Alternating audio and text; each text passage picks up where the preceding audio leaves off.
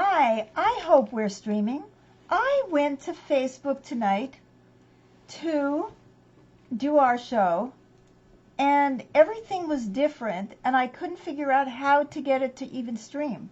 So that's why we're late. So I hope that you didn't give up, and I hope that you come back, and I hope that we're streaming somewhere. Anyway, I have no idea what's going on, but the question that we're going to be talking about on this show is how is the coronavirus affecting you? So tune in live to share, and let's hope. Looks like some people are actually tuning in, and my apologies for all this craziness, but can you imagine? So I had to use a whole different program to get on. So here I am. Anyway, before we go on to the question of how is the coronavirus affecting you, and I see that there are some comments, and of course we have no way of looking at those comments, right, on this. So let me see if I can even get there. So, Sweet Baby James, can you introduce the show? Introduce the show. You have come to Granny Rocks, where we have perspectives from Granny that encompass her wit, her wisdom, and her very uncommon sense about the matters, the issues that matter to us.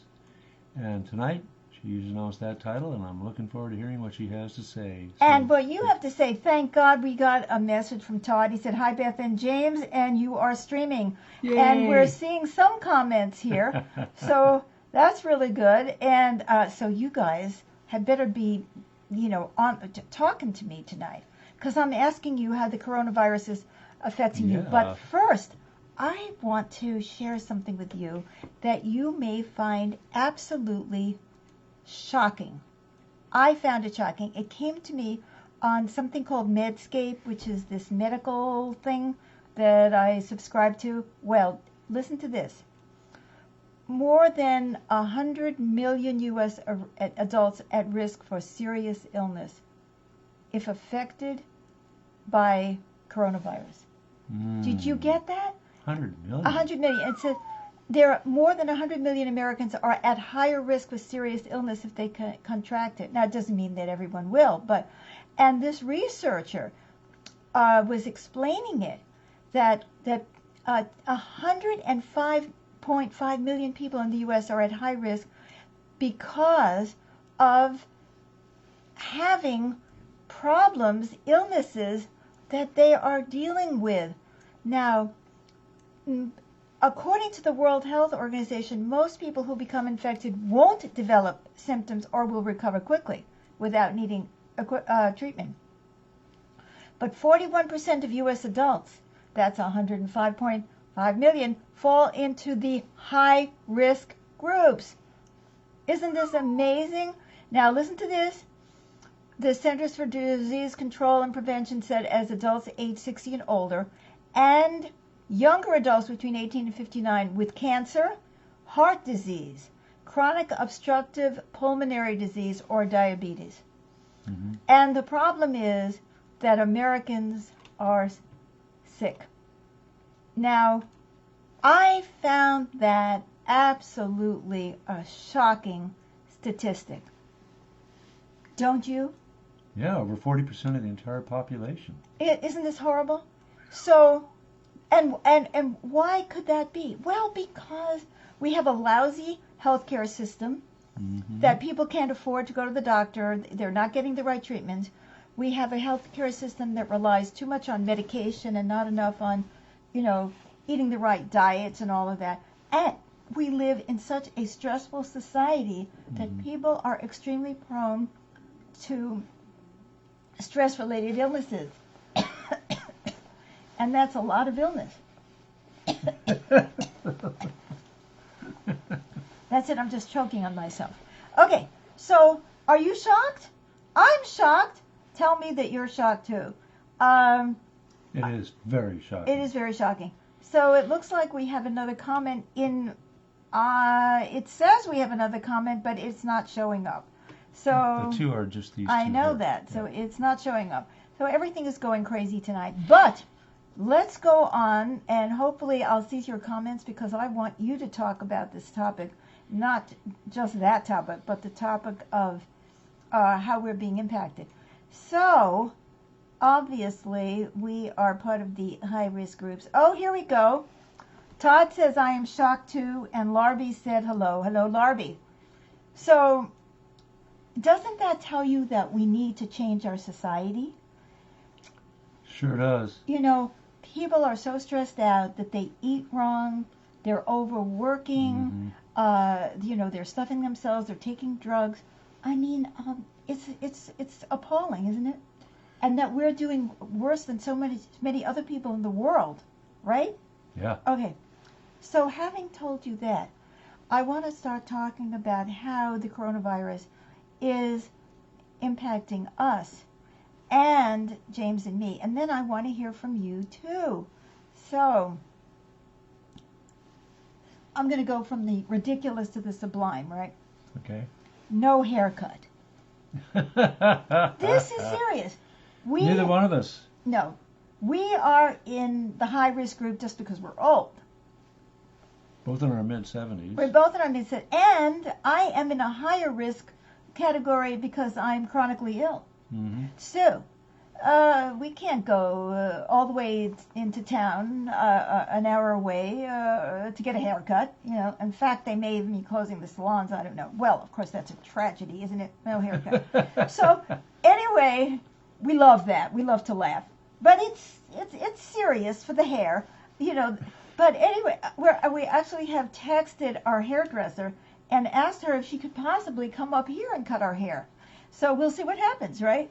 That means we'll be paying more for a haircut. All right, now let's get to the less ridiculous.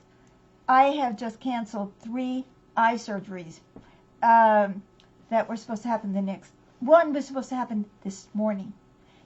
You see, there's no patch over my eye. That's because they said, if you're old, stay home. Well, I'm old and I stayed home. Oh, Tanalia said in Coachella Valley, passed today. 2 in Coachella Valley passed today. Bars closed, schools and casinos shut down, stocked up and staying in. Good for you. Mm-hmm. And Brandy said, I'm actually not shocked. She's talking about the earlier thing about how dangerous it is for us because how sick Americans are. Our healthcare system has failed us for years. This is just the straw that will break the camel's back. It is so true. It is so true. So, anyway. As Jimmy Durante used to say, you ain't seen nothing yet. You ain't seen nothing yet. I mean, we're in this bad shape without the coronavirus, right? Okay. I have had to cancel 2 musical appearances that were supposed to happen in April. Where you were going to perform. Where I was going to perform the piano. And one of them was my very own concert. Right. Then we've had to change plans around adopting a very small dog to replace my darling Mojo, who I lost, right? Because the dog, the really small dog, would have to take a plane to get here. So somebody would have to go to the airport, right? Well, they can't go to the airport. Somebody would have to survive the plane ride. That's right. And this could be, and I mean, I don't really like the idea of putting a puppy on a plane, but I mean, we would put it up in the pet area, or Sweet Baby James would go there, but, you know, it's not safe. So that means I'm deprived of a dog. Anyway, but on the other hand, and there is usually another hand, we have gotten activated.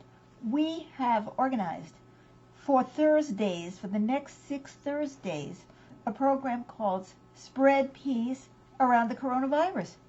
Yeah. We're going to help people deal with the anxieties, the fears, the stresses around that. I'll be guiding a hypnotherapy process to help that. And we'll be co-leading this group together. Yes, we will. And Sweet Baby James is coming out of retirement to do this. This is true. So that made an impact, but a good impact. And it's perfectly free. And I am going to have on here, when I get to it, a whole smear about the post, and it's going to give you all the information about how you can register for this free program every Thursday, noon to 1 Pacific time. I had it all set up for the other way of doing Facebook, but it didn't work. So, you know, that's why I'm behind. Okay, so it got us activated. And another thing that it did, and I'm not going to talk forever, because when I get done with this, other people are going to have to pipe up. All right, it has brought us a deep appreciation for what we have. Yeah. We are not alone. I mean, my heart goes out to the old people and the sick people who are stuck by themselves. Yeah. I mean, loneliness is terrible. I mean, solitary confinement is one of the worst punishments that you can ever give anybody. And so we have each other. And we also have Lily, who is our other doggie. And we live in beautiful nature. So we're in deep appreciation for the fact that we can actually go outside and see the sky and trees. And it snowed the other day. And we're far from town, which means we're not as exposed as many other people. So these are just some of the ways. And then, of course, there's the craziness. You know, and one thing I'll say about the craziness is that as a counselor, I've been dealing with a lot of people's feelings, you know. And, you know, people are very scared. So now we are opening up. We'd like people to start sharing about, like Tanalia shared about bars being closed and schools and casinos shut down. Let's talk about how you have been impacted. I mean, we know so many parents have been impacted, but you can talk about, you know, the life situation, or you can talk about the emotional things that are happening to you as a result of this epidemic. So come on, guys, put in your story in the comment section. I know you're hiding out there. We know you're there. Well, I know that for myself, I'm Yes. very worried about the spread of this across the country, across the world. So many things shutting down. It's a real tragedy. I mean, there might be some good come out of it in terms of people taking greater care and expanding the healthcare services. But for right now, I guess it forces all of us to rethink how we spend our time. The bars are shutting down. The restaurants are shutting down. It looks like home entertainment is really up. You know? That's right. People should be going out buying pianos and play in the living room. Or singing together. Singing together. At least if you're together, you can do things like that. Yeah. And I think if we can make this be something that brings us to more awareness about the way we spend our time and our money, then it'll be something positive in the long run. If it helps bring us to awareness about how flawed our healthcare system is, you know, people can maybe now the tests, if we had any, are going to be free, but you have to get a doctor's prescription to get the test. And at least in Oregon you do. And people can't afford to go to the doctor. You know, it's just highlighting so much of what is wrong in our world. And at the same time, that can allow us to become bigger than we are, to reach out to others, to think about others. See, one of the reasons that we decided to do this Thursday afternoon, and don't give up because you're not going to see that post right away because I have to get it on here. But it's going to have the link to all the information. Yeah, it's just a matter of registering and then showing up. Right, register. It's on a video conference. Yeah, So that's it's right. not going to be live streamed, guys. So you have to register because you have to get the information. And you need to register for each time you're coming so we can keep track of the numbers, right? So, but one of the things that happened to me is I was feeling all the stress. I was feeling, Laura said, hello, Granny, sending love always. Well, Laura, you tell us how the coronavirus is impacting you, because we don't have too many people talking about their own experience. But I want to go on. I was feeling so much fear from other people, and then I was feeling Sweet Baby James anxiety, and then I'm sure I had some of my own, but not too much. And then as soon as we decided to do this video conference, oh, and what I wanted to tell you is you can join the video conference by phone if you don't have an adequate internet connection. All the information is going to be in the post. So come on and meet us every Thursday, right? And you can register for 1, you can register for 6. Since it's a video conference, you can talk to us live. We can have questions and answers and sharings about what people are dealing with and what kind of shifts we can experience. That's right. We're going to be sharing and we're going to be processing, helping people. Oh, Laura's saying been home with vertigo, so staying home anyway, I guess. Oh, well, that's true. Well, that's the prudent course. I hope that is the prudent course. I'm so glad that you're doing that and you're taking care of yourself. So there's another concern. Well, wait. Can I finish? Yeah, I want to finish. Sure, go ahead. So as soon as we decided to do this, and I went like a maniac, and I got it all set up, right? Oh, this is how you do. I didn't do everything right, and it was like, oh, I did that wrong, and then I fixed that, and I fixed that. Well, let me tell you something. As soon as we got that going, I completely calmed down. I have no fear anymore because now I'm doing what I'm supposed to do, which is focusing on helping. Yes. The minute I start focusing on helping and reaching out to other people, at that very moment, that anxiety, that stress starts to go away. And I have found that over and over. So I interrupted you. Oh, well, I interrupted you first. Okay, true. You interrupted my interruption. So what were you going to say? Okay. Well, another concern I have is the supply lines for getting food to people, including ourselves. I mean, what's going to happen with But that's what you're worrying about. This is not about how we have been impacted. So far, so good. I mean, we have the food we need for this week. We do. We have the food. And then some, you know. So I recommend highly that you try to figure out how to be of service to others in this time. Oh, Laura said you are amazing. Thank you. Oh, really? Well, thank you.